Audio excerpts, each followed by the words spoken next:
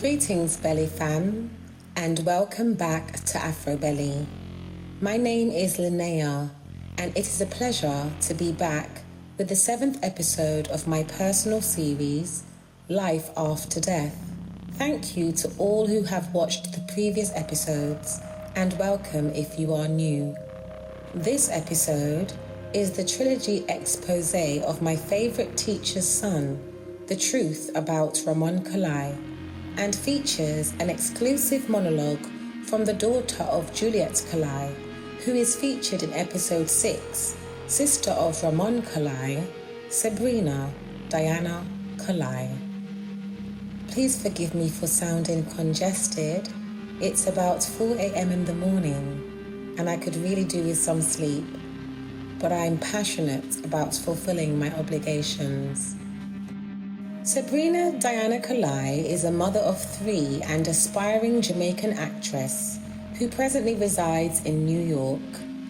In the purest form of condescending sexual offender sympathy, this woman is another poignant real-life example of the compromised consciousness of many Jamaican women who continuously empathize with sexual offenders in their families and communities in a manner that can only be seen as chronic feminine terrorism and yet another form of narcissism.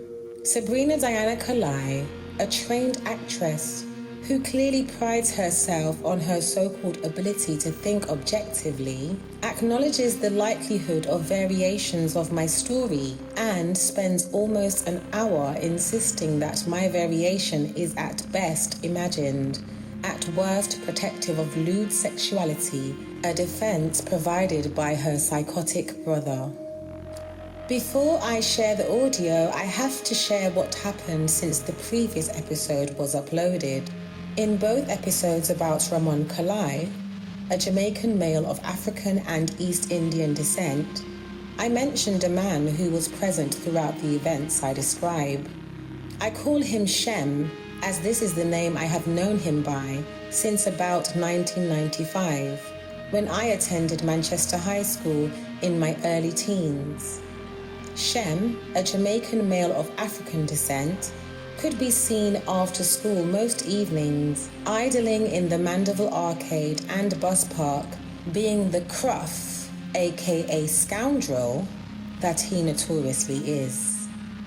Someone from Mandeville, Jamaica, who watched my videos, reached out to me and gave me the real name of this man that I know as Shem. And his real name is Mark Linshu of Greenvale, a community on the outside of Mandeville, Jamaica, that I also mentioned in the previous episodes. Mark Linshu is presently residing in Toronto, Canada. So many beautiful people reached out to me about Mark Linshu, aka Shem, Ramon Colie, and the relationship between Juliet Colie and her ex-husband, Mr. Colie, Ramon's father. In the next episode, I will reveal all information that I have received and researched on both these sexual offenders, Ramon's parents' relationship, and Lola Gregory, the woman who tried to extort money from me in 2008, as detailed in the previous episodes. The information is explosive, so please be prepared to learn some very controversial facts. These voice messages in this video were sent to me by Sabrina Diana Colie a month before I exposed her brother for being a serial sexual offender and her mother an offender's defender and empathizer of over 14 years. When she sent these messages, I decided not to listen to her spew, as I knew intuitively they would upset my spirit. However, I did not delete them, and a fortnight ago, I remembered they existed. Listening to this monologue was painful and nauseating, I have to admit. I had to screen record over 50 minutes of Sabrina's condescending and mentally sick garbage. This excrete came from the mouth of a victim of sexual assault and shows the conditioning within Jamaican culture, where a woman thinks that she can articulate the narration of another woman's vagina. Please bear in mind that the assault took place in 2008 and Sabrina didn't even live in Jamaica anymore. She had in fact migrated to the USA to live with a friend of her mother's and to endure some of the more painful immigration experiences. Without further ado, I introduce to you the pompous and seemingly harmless analysis from Sabrina Colie, sent in a bid to stop me from speaking my truth. This somewhat diplomatic verbal garbage is manipulative yet subtle violence, disguised as objectivity and intelligence, and another attempt from the Colie family to steer the course of truth. Please note, when Sabrina sent these messages, the first survivor from Mandeville had come forward to me, and although I kept her identity secret, I had told Sabrina about it. Repulsive much? If you have been assaulted by Ramon Colie, Jamaica, or Mark Linshu, Canada, or experienced any abuse or extortion by Lola Gregory, USA, mother of Jamie Lee Harrison Thompson, and an unnamed son, please contact me via the IG pages below or email ramoncolieabuse@gmail.com. All details will be kept confidential. What I'm trying to make is, even two people who experience the exact same situation can have a different interpretation of the situation, and there could be a number of reasons for that. I'm going to give you an example of what I'm talking about, and I'm not even going to reference your situation. I just want you to get the concept of what I'm saying, because basically you're reading what I'm saying. It seems as though nobody can have any other interpretation of the situation and your interpretation, because you were there and you experienced what you experienced. That is the only interpretation that exists. But there's other information that could have clouded that interpretation. There are other things that have clouded that interpretation. If somebody is standing in one position on a rooftop and they see a helicopter coming from one, I'm not even giving a good example, from one angle, and they say the helicopter is one color, and the other person is standing on the east side of the rooftop, and the sun is shining a particular way, but the cloud cut off the sun here. So from this person's perspective, and the person sees the helicopter a different color, which one is right? In the spectrum of light, which person is right?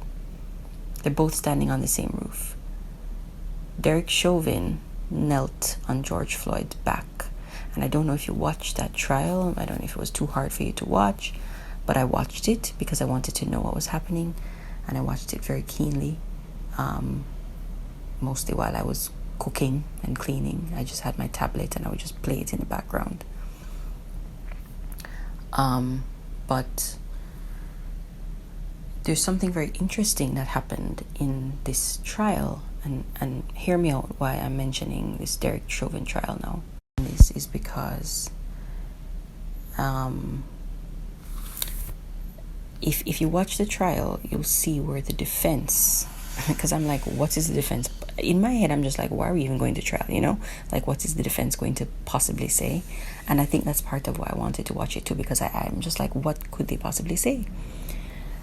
So a part of their defense was, Chauvin says that despite the fact that his knee was on Mr. Floyd's back, people think that he was kneeling on him. His knee was beside him and maybe touching him, but his weight was not on his back. That's the defense. That's a part of the defense. And the defense did this whole thing where they brought in experts and they did simulations and they showed the mechanics of when you lean back and what the weight goes into your hip, and would you have tilted backward, and if the weight was here and suppose the weight was forward, and all of that. And it is not a stupid move on their part. It is not a stupid move. It just makes people upset because people are like, well, the weight was on his back. I saw the weight on his back, the weight of the knees on the back, So everybody finds it ridiculous, but the defense has to defend, because even the guilty has to have their day in court, or innocent until proven guilty. And that's why we have that. And we have innocent until proven guilty. You want to know why? Even in situations that seem very, very obvious to everybody else or to the person in question. And the reason why you have that is because there are so many situations where something seems to be, because all the evidence for that person points to that, and that is not necessarily the case. And in some cases it kind of goes so, but it not 100% goes so. So for example, when we think about now, mind you, the defense's argument regarding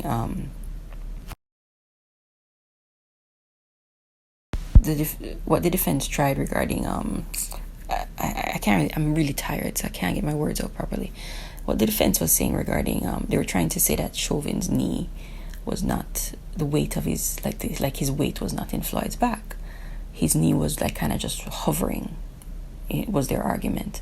And so the prosecution now basically nullified that. They deaded that argument, and they were like, no, based on mechanics or laws of balance and the mechanics of the body and all of that, and the hip section or whatever, the weight was on his back, because if the weight wasn't on his back, then he would have fallen backwards or something. The point I'm trying to make is we saw the videos over and over and over and over and over again, and yet the defense still had the opportunity to show what the world did not see. You know what the world did not see? The world did not see the videos from behind. They didn't see the videos from behind. There was a whole bunch of videos in that trial that we did not see, like all of this Facebook stuff and the videos that went viral. We didn't see them. If you watch the trial, there's a million videos that the world did not see. Now, when you put everything together, it convicts him as guilty.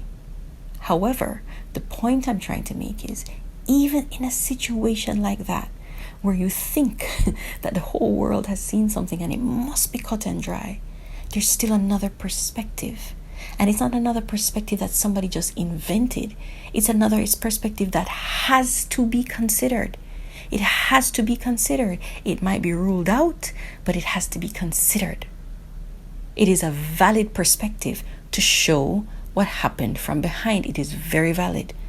It was valid and a good move for the defense to show that. It was important. If even to show that they were wrong. If even to put their own foot in their mouths. It's still important. We want to make sure that nobody can say that he's not guilty. So we are going to show from every perspective, even a perspective that we're afraid of, because this man might be wrong. And we don't want anybody to come in the future for an appeal and say, we didn't even look at the camera from behind. Here's a footage from behind. We want to know that we looked at that footage from behind and we examined the possibility that there was no weight in his back, and we nullified it. So now you can't say anything. He's guilty. So this is not me defending Derek Chauvin. This is me. You're a very intelligent person. We're having a very horrific disagreement right now.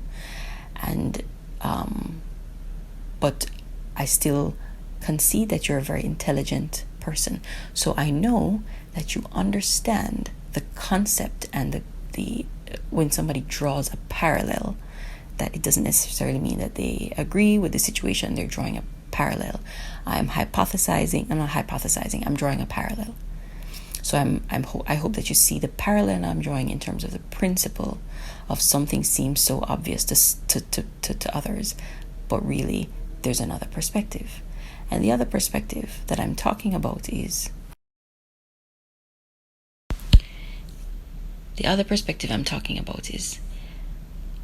everything that you described to me about your experience. And you're saying, well, you must have been drugged, and you describe a lot of things in detail to say that you must have been drugged. I understand where you are coming from in terms of what you describe from your perspective, to think that you must have been drugged. But suppose you are not. Suppose you are not. Suppose you are not drugged. What would that mean? Would it mean that you're a bad person? No. No. We would have to find out what that means. We would have to find out maybe, was there smoking involved? Did somebody put something in your weed if you were smoking some ganja? Was there, I'm assuming that you don't do hard drugs, so we're eliminating that. Did you speak to anybody before? Was anybody trying to get in your drawers before and maybe they slipped you something before? I mean, I'm not trying to throw any of Ramon's friends under the bus, but why didn't you wonder if one of them did it? Again, I'm not trying to throw them under the bus. I'm saying, but how come you're not asking about them? They were there. How come you're not asking if they did it? You're saying because you know Ramon, he must have masterminded it, but that's not necessarily true. Because you know Ramon, he must have masterminded it, that's not necessarily true. People can be hanging out with good people, right? And the other person who is do you know that I went out with a group of friends and I had the most horrific hangover and throwing up session I have ever had in my entire life. First of all, I don't drink a lot, so I don't get the chance to have many hangovers, but I've had a few. And this one was just out of this world, just horrific. It was so bad. I didn't pass out or anything like that. It was just a hangover. The night, in fact, was fine. I was under my waters. I was nice. Was having fun. I was in what I thought to be a trusted group of people because there were some really trusted friends there and some other trusted friends there. And maybe nobody did anything, but I have a feeling that one of the people there gave me more than I asked for when I asked them to get me a drink, because they were refilling everybody's drinks and they're the trusted friends of my other trusted friends. You see?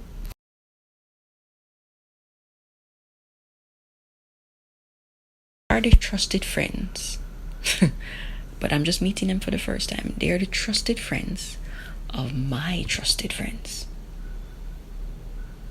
So by extension, I trust them. I trust them when they say, I'm going to refill drinks because the bar pack up, I'm going to go get everybody's drinks. And they say, Sabrina, what you want? And I tell them what I want. Okay? And you're not going to get me to say who these people are. I'm just giving you an example of something I experienced. And to this day, I'm wondering if that person,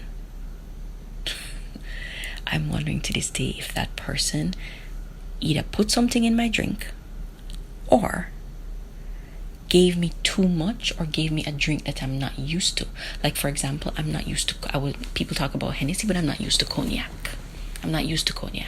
So somebody could have possibly offered me Hennessy or cognac, and I said no, but they gave it to me anyway. I said no, I drink scotch, I drink whiskey, I like gin. And maybe they did some double shit. Maybe I had a sweet drink and I couldn't taste it. I've had sweet drinks before in a trusted environment where I did not know that the liquor was reaching me for like 2 hours until I stood up. I'm not trying to analyze exactly what happened to your body. Okay, clearly something happened to your body that was not normal. Clearly something happened to your body that you're not used to happening. It's the first time you've had this reaction in your body in terms of like not being able to remember and all of that.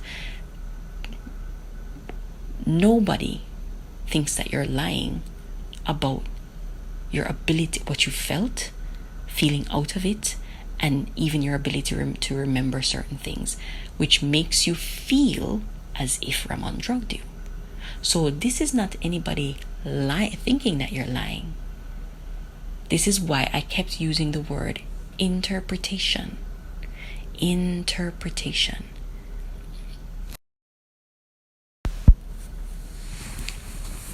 Let's just say, for argument's sake, I don't know, I want to reference spoiled milk. like liquor can spoil. I want to use like a ridiculous example because I cannot pinpoint exactly what happened for your body to react the way that it did. You understand? So I have to give you like some stupid examples to draw a parallel from, with the understanding that you will see what I'm trying to say.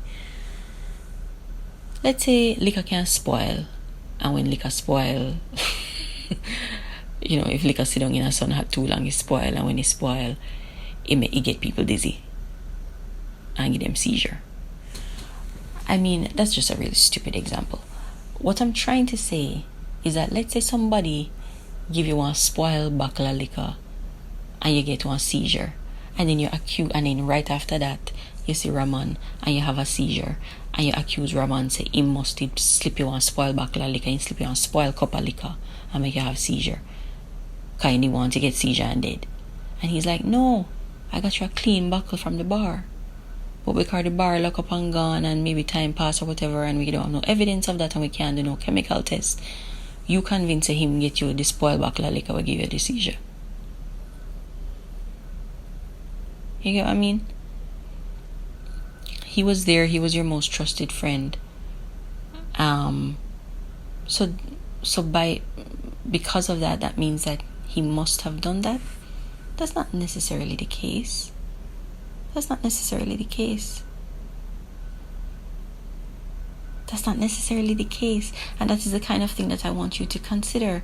So suppose he didn't drug you, then what does that mean?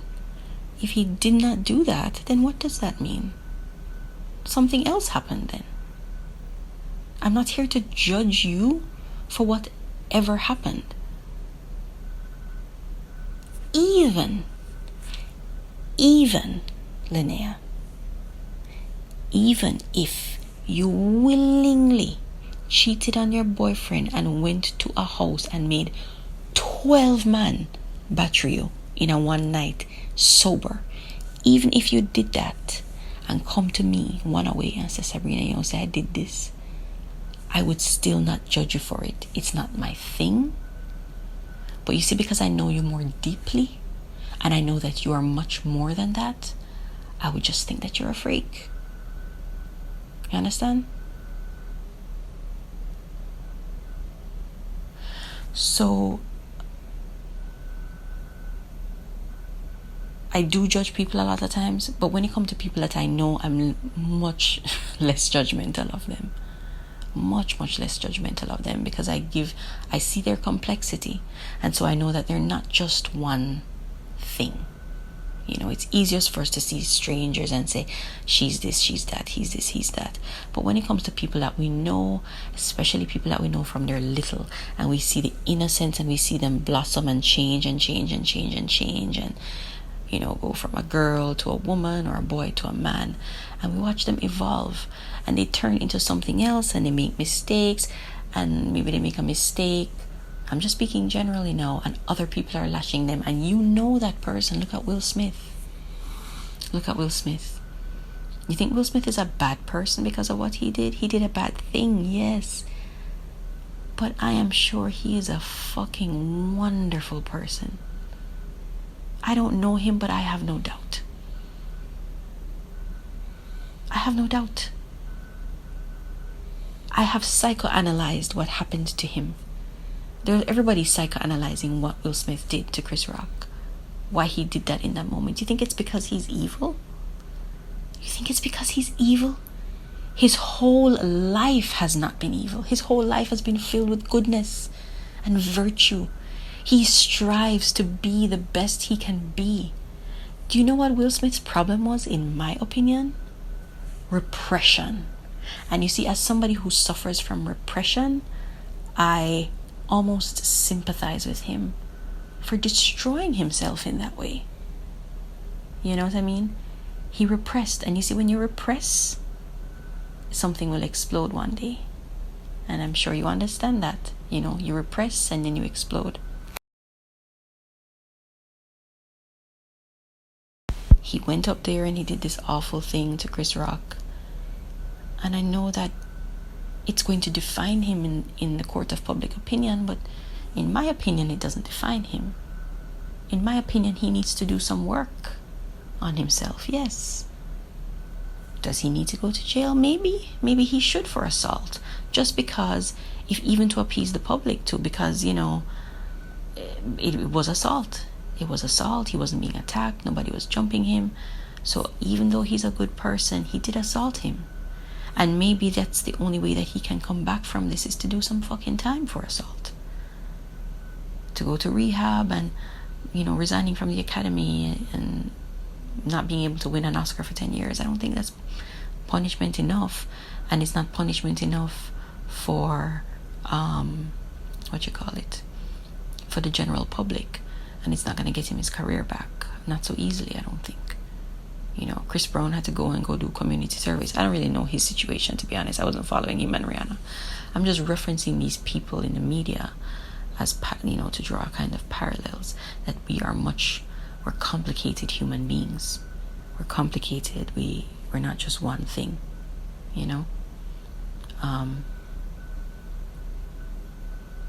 And I want to, it's funny because you would think that I'd be talking to you and have all this anger in my voice.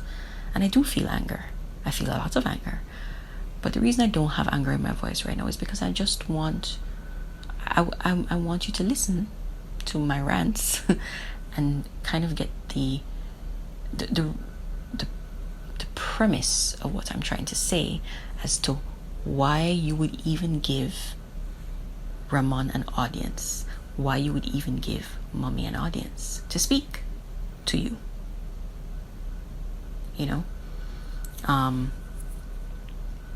You may say you gave them an audience a long time ago, but the audience that Ramon got was that you said something and he says, but that's not what happened. This is what happened. So he spoke to that. And he told my mother about that. He says, yeah, but that's not what happened. This is what happened. And my mom has her reasons for thinking that things were okay after that. She did not know that you were suffering after that. She did not even know. She did not think that you were lying at first. It's about interpretation of events. And you see, I'm going to give you a very vague rendition of what my mother told me, because it is better for her to explain it. She will explain it better. She explained it to me, and she will explain it better to you. You understand? Why would she was not in her house thinking, lad, me how I rapist son, I have to make sure say nobody no find out. You think that's what she was doing all those years? That is not what she was doing. There was a gap, so I don't know what I said in the last memo, to be honest. Because I don't know what I said in the last memo, but I have to go try to get even, like, at this point, maybe 2.5 hours sleep, and fight with all my might to get my big one to school, if possible.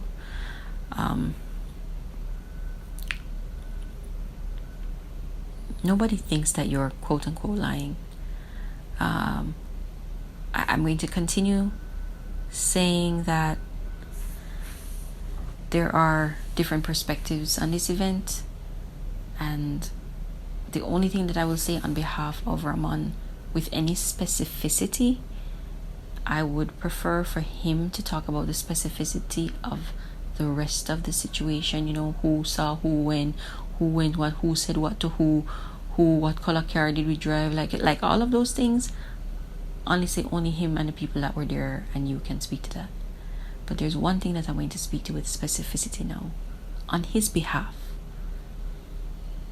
Ramon did not drug you. He did not drug you. He did not drug you. Ramon don't even know what people use to drug people. He doesn't even know what people use to drug people. He has no reason to drug you, and he would not drug you. And he had no need to drug you.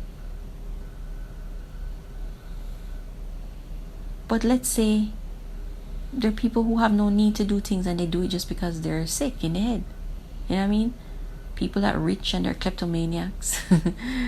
There's people that do things. There's really attractive people who don't need to rape people, but they still do it anyway, just because of like power, control, lack of respect for the other person. It's like, as as a sensible person who sees the world, we have to concede that just because somebody don't need to do something, that don't mean that they won't do it. I'm not trying to incriminate my brother by saying that. That's just a fact. That's just a fact. But speaking on behalf of Ramon, I may not know everything about my brothers. My brother does not know everything about me. You know? He doesn't know everything about me. But you know what he knows about me? He knows the essence of me. He knows the essence of me. And I know the essence of him. My mother does not know a lot about. She knows that. She knows that he's a man, he's a boy. He's not going to want to share those lots of things with him. There's things that, he's not going to want to share with her. And there's things that my brother not going to want to share with me either as his sister. Me as his sister, I'm not going to want to share certain things either.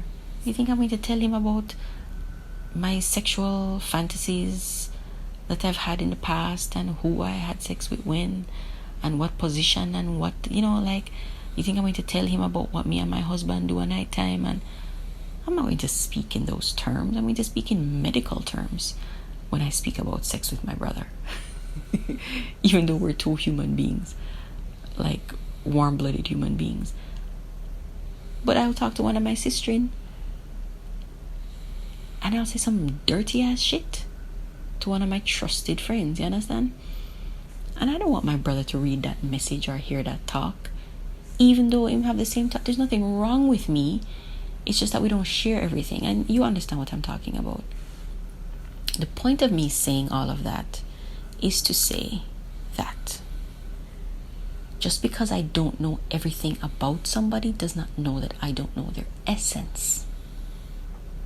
As a spiritual being yourself, or as a spiritual practitioner, I know you understand what I mean when I say the essence of someone. Someone's vibration. You think he has a bad vibration. I think he has a good vibration. I admire him for being a good person, which means that there's certain things that he would do and certain things that he would not do. And even good people do things that are out of character. But when it comes to something like out of character, we have to get even specific. I'll give you an example again. I know somebody who grew up thinking that they would never hit a woman in their entire life. I'm not going to call any names. You may or may not know the person. This is a good, when I say good person. And if we have to look up good person and what defines a good person, you would agree this person is a good person.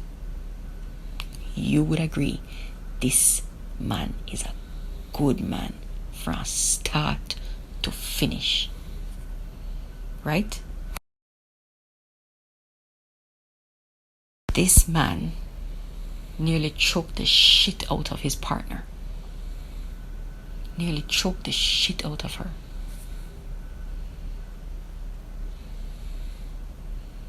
She didn't get unconscious or anything like that. But him deal with her like a wicked, him rough her up. Not as bad as some men do. Do you want to know why he did that? She was doing some real grimy shit, some evil shit. She was provoking him, but not like, oh, why won't you take out the garbage? Why won't you take out the garbage? Why won't you take out the garbage? Like stripping him of his soul over and over and over and over and over again.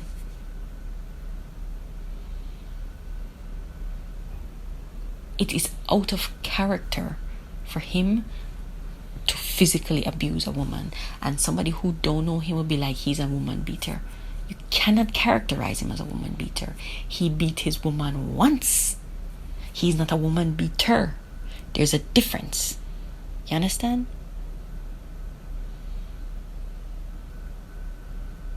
Everybody does things that are out of character sometimes. But Ramon is not the type of person to scheme that he is going to drug somebody to have sex with them. That's not what he's going to scheme. If he's going to scheme anything, name some other shit. Name some other grimy shit. Maybe we can talk about it, but not that. He does not have to scheme, not have to. Forget the have to.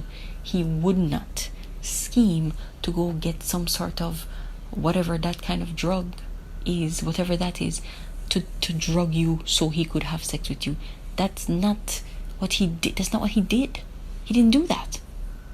I believe him when he says he did not do that. But because of the state that you were in physically, you think he did that. And I get that.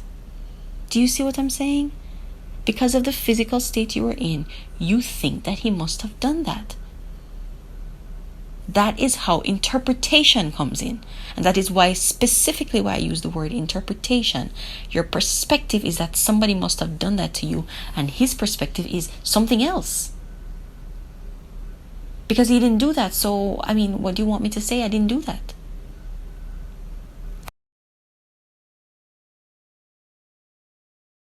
Where does that leave us now?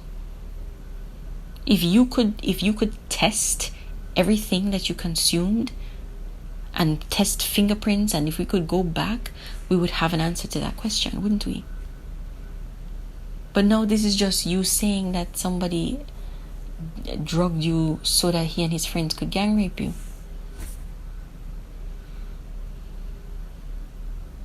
And his whole life is to be destroyed as a result of that. Suppose he did not do that. So then what happens now? You're going to say that, oh, well, he did? Can you prove that he did? And I'm not saying can you prove that he did, like, well, prove it then. That's not what I'm saying. I'm saying you cannot just accuse somebody of putting something inside your drink or your smoke or whatever. You can't just accuse somebody of doing that, especially when you yourself were consuming liquor. You're saying that with all of the years that you've been drinking, you never consumed that kind of liquor. Well, I don't know how to explain it, but maybe there's another explanation. Let us just say that somebody else did it then. But why do you have to say that it's him? Why do you have to say that it's him? Why do you know that it's him? Why don't you investigate who it was or who it could be? Who else was there? I don't need to investigate anybody because he's the one. Maybe we should. Because if he's saying that he didn't do that, then it should be investigated. That is why you have innocent until proven guilty.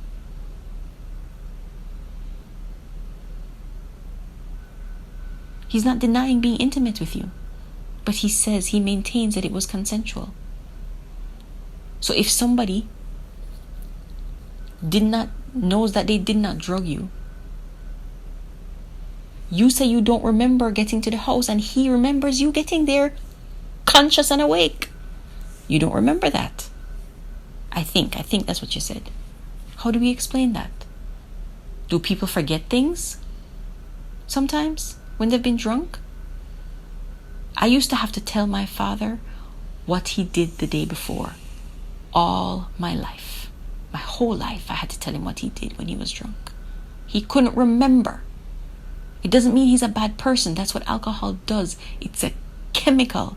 Maybe you were drinking something that you never drank before. I do not know what happened, Linnea. I'm not just going to say and simplify it and say, oh, I just frosted frass. Maybe that was it. But we can get even more specific. I don't know why your body was in an altered state of feeling, but it was not because Ramon drugged you. I believe that. So now, if that is not the case, we can talk about the rest. Or we can investigate whether he actually drugged you or not, since you're convinced 100% that he was. But that is not even something you could take to a court of law. You cannot just tell somebody that you were drugged. You can't just say somebody drugged you and then it's just real. You think he may have drugged you. You think most likely he may have done that. But if he maintains that he did not, then you cannot. You can't just convict somebody on the facts that somebody says something. It's a theory, and I'm not disputing the fact that you may have a good reason for theorizing that based on your experience. I'm repeating the same things over and over again because I'm really trying to get it in your head that just because you have grounds to suspect something could be the case, don't mean that make it real. That's the point I'm trying to make.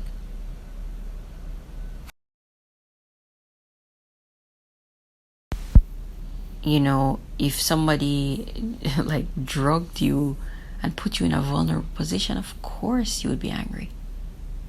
Of course you'd be angry. Of course you would, all the things that you're feeling, hate, resent, disgust, all of those things. But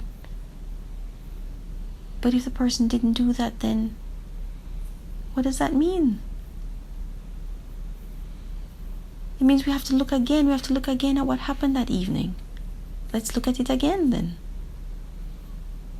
Let's look at it again. If the person did not drug you, let's look at the evening again. Because now we're looking at it in a different light. We're looking at it in the light. Suppose we looked at it in the light. So, since we have no evidence of anything, because you have no evidence of him having drugged you, and he has no evidence of not having drugged you, right? There's your theory and there's his word. Your experience is your experience, okay, but I'm talking about your theorizing that he drugged you. And based on your experience, you're saying most likely it happened, but if it didn't happen, then the night is a little bit different, isn't it?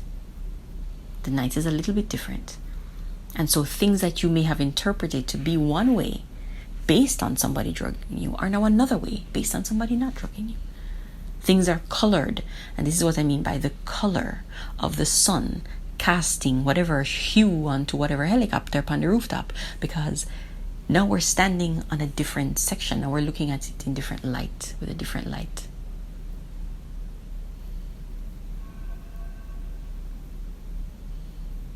Now maybe there are other parts that you have problems with, and my brother has spoken to those parts as well, but I'm not going to get into them right now.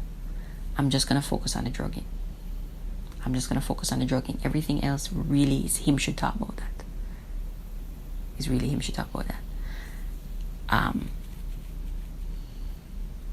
But when I say that I understand what he's saying, I'm not just saying that from a biased perspective.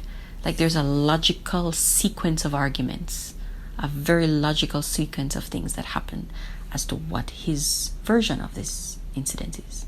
A very logical sequence. Which your accusations against him, in terms of your sequence, not all of it, but a lot of it corroborates. A lot of what you said happened corroborates his statement of innocence. You both said the same things about a lot of things. That's the point I'm trying to make. To keep it simple, you both said the same things about a lot of things. I heard the same language and same happening for a lot of things that you both said, independent of each other. That means that those things are most likely to be fact, right? You're not talking and you said one thing and he said one thing. 15 years later, you're saying the same thing. But he's viewing it from a color of non-drugging and you're viewing it from a color of drugging. And so that is what you call, I'm sorry to sound pedantic, like I'm talking down to you like you're a child. That's not what I'm trying to do. I'm just trying to spell out what I'm saying. That is what you call a difference in perspective.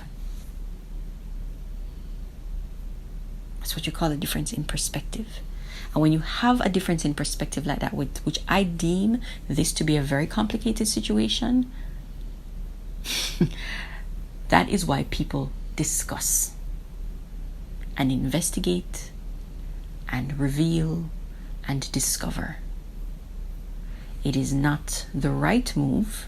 Your move is right for you, but it's my opinion it is not the right move for you to have that and hear other people saying that they have a different experience, and you're just like, I don't care what experience you think you had.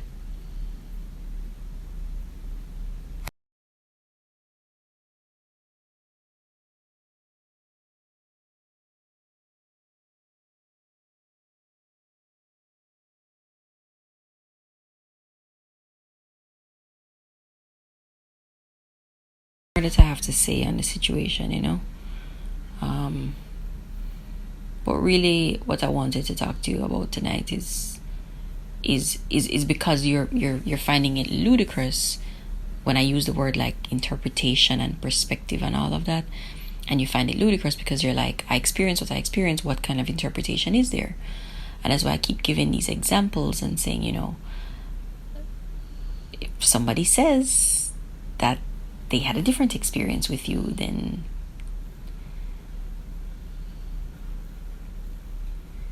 they're saying they had a different experience with you.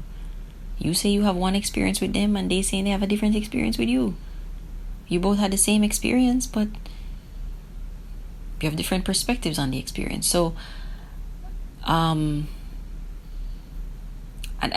what's important is, this is not like a situation kind of like what you see in a corporate office where, two people were just flirting and somebody grabbed somebody's ass or said some like sexual comment. Let's just leave it at comments. Like, somebody started making some sexual comments, and then the person reported them to HR for harassment, and they're like, harassment?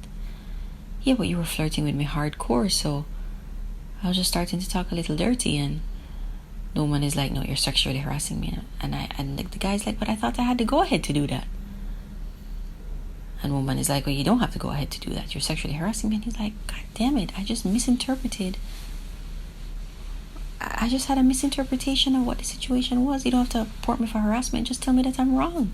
Just tell me that I have it wrong. You have to report me now as an offender. You know what I mean? Like, we have to be careful what we do, man. Sometimes we take things too far. Men are disgusting in lots of ways, but sometimes they're not. Sometimes they're not. So, in this case, it's not even so gray in terms of like the drugging part. Like I said, I focus on the drugging part. This is a man who's saying, I don't know what Linnea is talking about. I drugged her. I did not do that. Why would I do that? Forget about why I would do that. I didn't do that. And if you're basing so much of your hatred for him on the fact that he would do something like that to you, but suppose he didn't do that.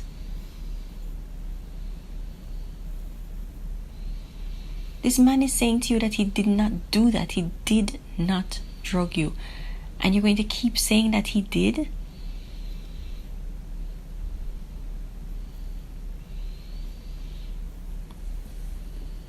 If I felt like somebody drugged me and I wanted them to suffer for it, I would make sure to have things chemically tested. Now, mind you, even that is complicated, because when people experience trauma, assault, they have lots of, I know it's very complicated. They may have lots of complicated reasons why they don't want to report something, and they just leave it be. I understand that. As a woman, I understand that. I'm not going to speak to what my experiences are, but the point is, I understand it. And even if I don't experience it myself, I get it. I empathize with it. I can empathize. I'm a good empathizer.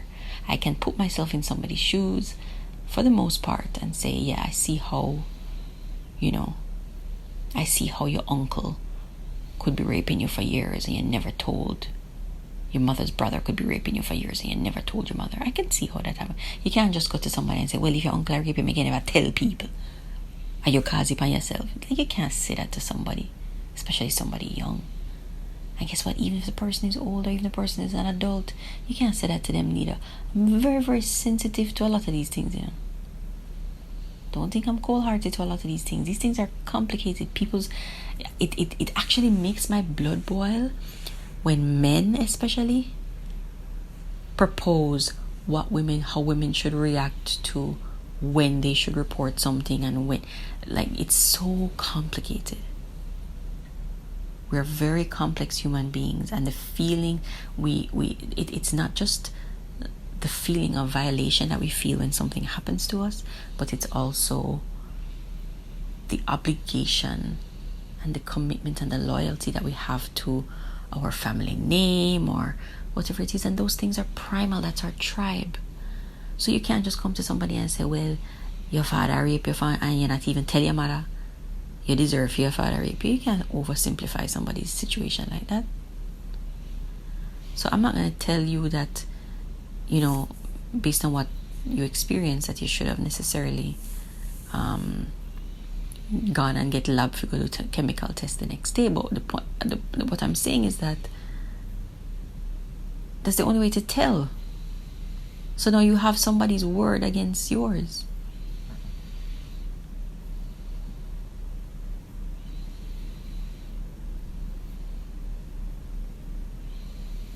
I'm inviting you to speak to Ramon. I'm inviting you to speak to him. I understand you think you're saying that he doesn't deserve your time, but I guess this is where we're different, because from a human perspective,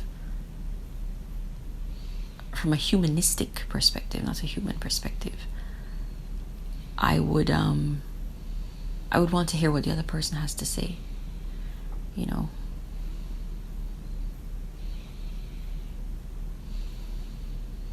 If even to let them put their foot in their mouth. Or just so that I could say, well, just like Chauvin, they didn't see the camera from the back. Let's show them the camera from the back then. You saying that he didn't put his foot on his back? You saying that he didn't put the weight on it? Okay, let's show it. Let's show the camera from the back then. Go ahead. And we're going to prove even more. We're going to kill your defense. That's what I'm talking about. If even to do that. I think in all fairness, for all people, not just my brother, both sides must be heard. But you're not trying him in a court of law where both sides would be heard.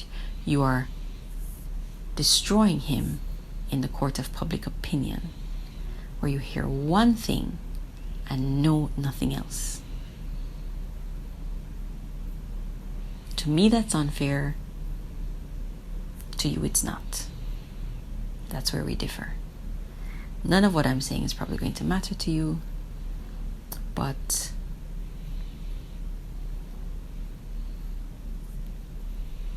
I had to at least try to make you hear what I was talking about. What I mean when I talk about perspective, right? Because I know you think that I was talking real stupidness, and that's what I mean when I talk about perspective. Your perspective, you have a different take. If you're a dude and the girl feel something and she say, you drug her, like oh my goodness.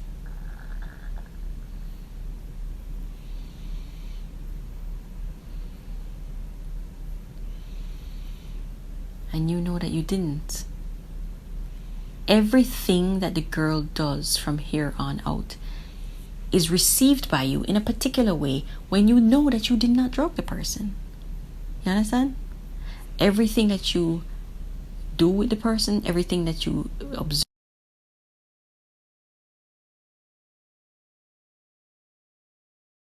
Anyway, if you have listened to this, then I appreciate what I have to say on the situation,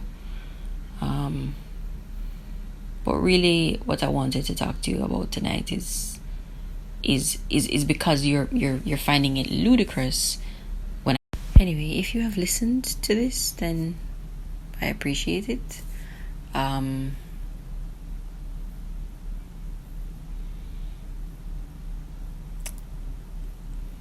Nobody's here threatening anything against you. I am simply trying to escape. It's probably a Freudian slip. I'm simply trying to explain a concept about what I mean about different perspectives and being in the same situation. So I hope you got what I was trying to say, and my intention here is to hopefully make you have an audience, give Ramon an audience, so that he can tell you what he experienced that evening, and what he even observed of you that evening too. So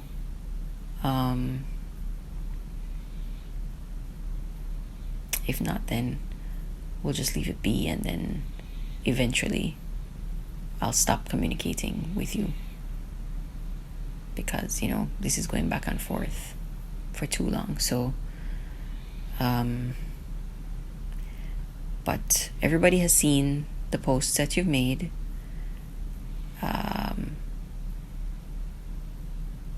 So I'm not really sure what else you want.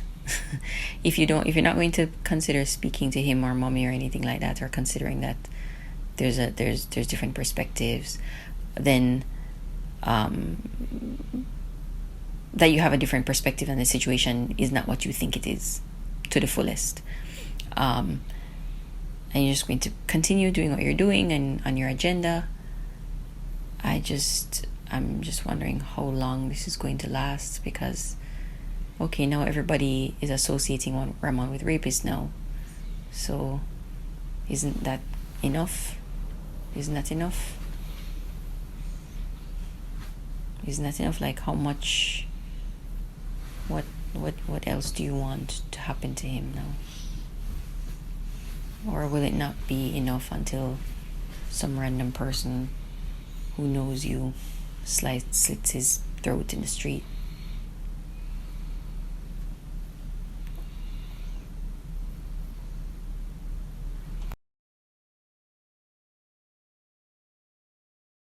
Yeah, I'm just thinking, it's just occurring to me.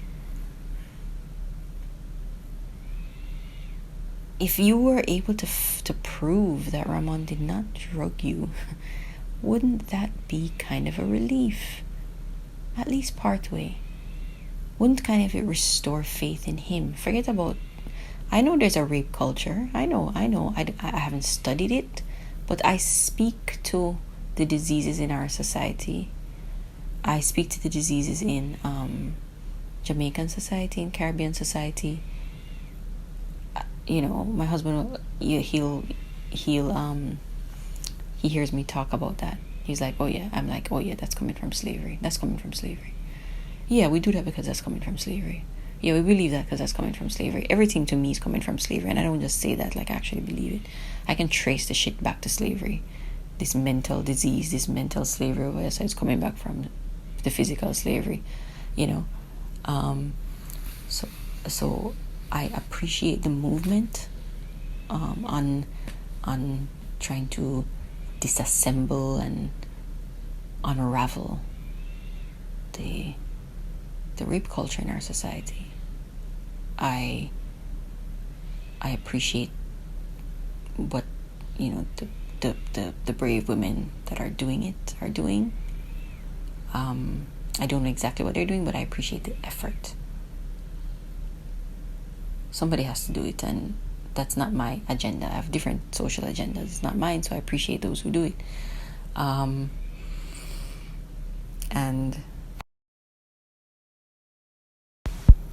well, I've been talking out of control, so if you've come this far, again, thanks for listening.